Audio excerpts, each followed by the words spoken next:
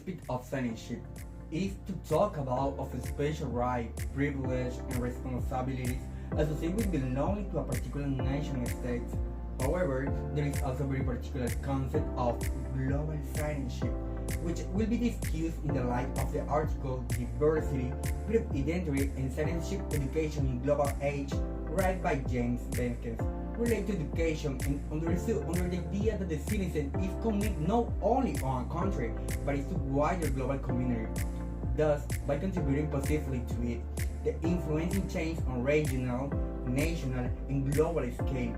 It must be understood that the global citizens do not have a visa, a special passport, or an official title, nor do they need to travel to other countries and speak different languages to be global citizens. On the contrary, it is more about the mindset and the actual actions the person takes daily.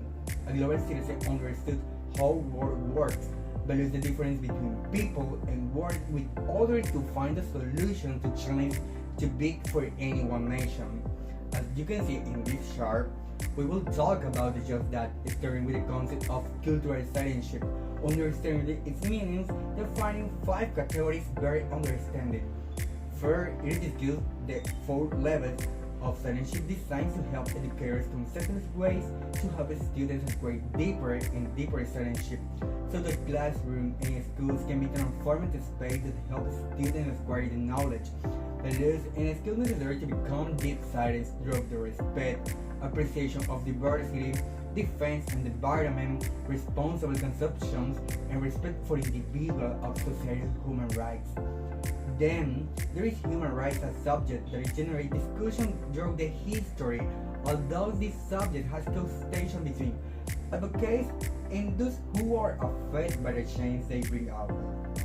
Now, the article talks about these rights being given to citizens as attributes of dignity that are bestowed by our condition as people that allows life to us which they live well. But it is the contrary. However, global immigration and increasing diversity of nation states around the world challenge this conception. For violation of migrant, human rights can include the denial of civil and political rights, such as arbitrary detention, torture, lack or use, as well as economic, social, and cultural rights such as the rights to build, housing, or education. The denial of migrant rights is often closely linked to discriminatory laws and attitudes to prejudice or xenophobia. These rights have led to the idea that governments are coming and enforcing the conventions and treaties that haven't been signed through history to protect migrants around the world. Many efforts have been made at international level to protect migrant population, but even today, rights continue to be violated despite the globalized world of free openness. The challenge of free transit without discrimination is the task of government to achieve a true opening of a border in the world, not only commercially, but it's also humanly. Having seen this, we can then understand how global citizenship works, which is characterized by an understanding of global interconnectedness and a commitment to a collective group.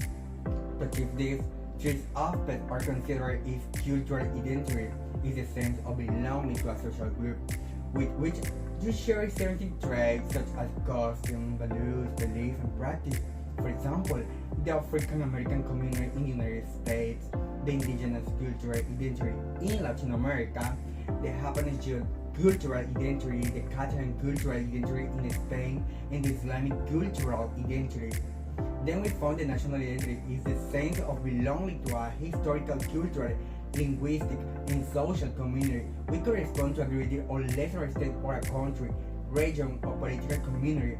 A person with a national identity respects her culture, but here in Colombia we deny who are our roots, preferring to appropriate foreign culture and give less values to the one we have.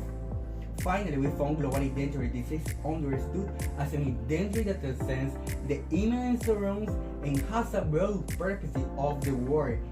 It's a process and acute awareness of global trends and understood how local events have percussion in all worlds in the world. A global citizen is willing to question his or her belief, assumption, and it is open to new idea or perspective. Now we know that we live in a globalist and hyperconnected world.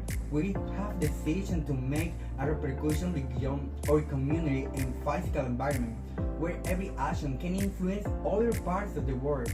Today we live in a different way of development that our grandparents or ancestors we used to. The world is undergoing great change. Much of them is now positive, where a new generation of citizens are rising as their globalist citizens who have in their hands the power of transcendence. Or then we can finally understand relationship between citizenship, identity, and education. We are inhabiting the same planet together. We are human beings. We have the same rights. In a global citizenship, education aims to provide a student with the skills and values necessary to meet the challenges of the 21st century. Its mission is to promote tolerance, justice, and protect human rights. But in what situation has been put into practice? Well, global warming or women's rights has been a topic of discussion. One in the basement have questioned the existence or the woman as a subject appropriate in their nation.